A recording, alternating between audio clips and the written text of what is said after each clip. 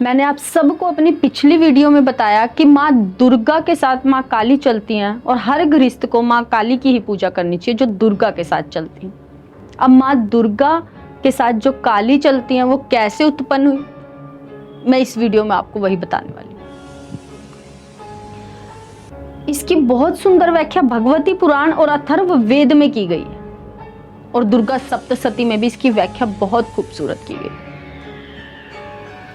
जब चंडमुंड नामक दैत्य राक्षस राज शुंभ की आज्ञा पाकर मां दुर्गा को मारने के लिए गए, तो जब वे हिमालय पर्वत के पास पहुंचे तो उन्होंने देखा कि हिमालय पर्वत के शिखर पर मां दुर्गा सिंह पर विराजित है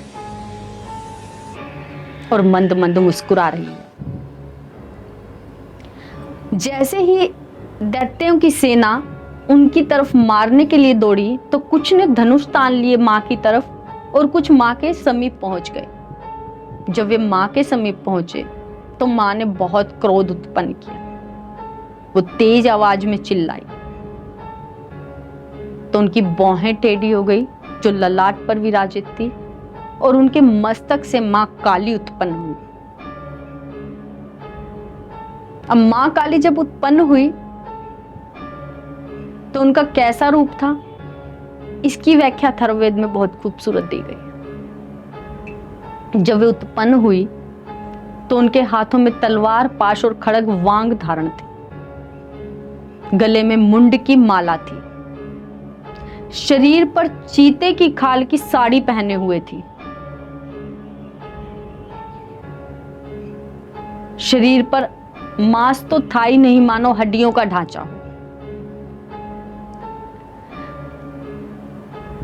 उनके दांत बहुत भयंकर थे पर सुंदर दिखाई दे रहे थे। केश खुले थे, आंखें लाल थी जिससे वह बहुत ही डरावनी प्रतीत हो रही थी। जैसे ही मां काली उत्पन्न हुई, दैत्यों की सेना उन्हें देखकर डर गई और कुछ कदम पीछे हट गई। दैत्यों की सेना को मारने के लिए मां काली उस सेना की तरफ तेज गति से दौड़ी। जैसे ही मां सेना की तरफ तेज गति से दौड़ी तो उन्होंने अपने हाथों से ही घंटाधारी हाथियों को, अंकुशधारी घोड़ों को, सेनापतियों को मार गिराया। कुछ को अपने दांतों के अग्रभाग से चबा चबा कर फेंक रही थी। किसी के तलवार से मुंड काट दिए थे। अपनी छाती के धक्कों से भी सेना को दबा डाला और मार डाला। कुछ को पैरों तले कुचल दिया। इस तरह मां ने काली रूप में क्षण भर में ही चंड मुंड की सेना का विनाश कर दिया। जब चंड और मुंड ने देखा कि उनकी सेना समाप्त हो गई है, तब वे तेज गति से मां की तरफ दौड़े। चंड तेज गति से दौड़ा और मुंड ने बहुत सारे चक्र और धनुष बाण मां की तरफ छोड़े। जैसे ही मुंड ने मां की तरफ चक्र और धनुष बाण छोड़े तो मां ने उन्हें अपने मुख में इस तरह समा लिया जैसे बादलों में कोई चीज विलुप्त हो जाती है। और चंड का सिर मां ने तलवार से काट दिया। इसी तरह मुंड को भी मां ने अपनी तलवार से घायल कर पृथ्वी पर मार गिराया और उसका भी मुंड काट लिया।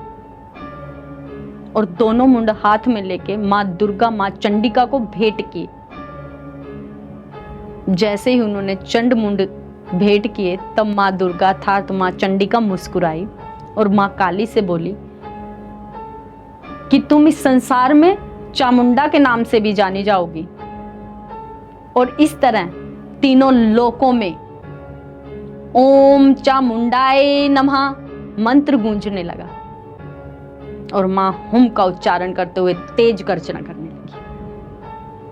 अब मैंने आप सबके प्रश्नों का जवाब दे दिया कि गृहस्थ को कौन सी काली की पूजा करनी चाहिए और कैसे मां काली दुर्गा के ललाट से उत्पन्न हुई।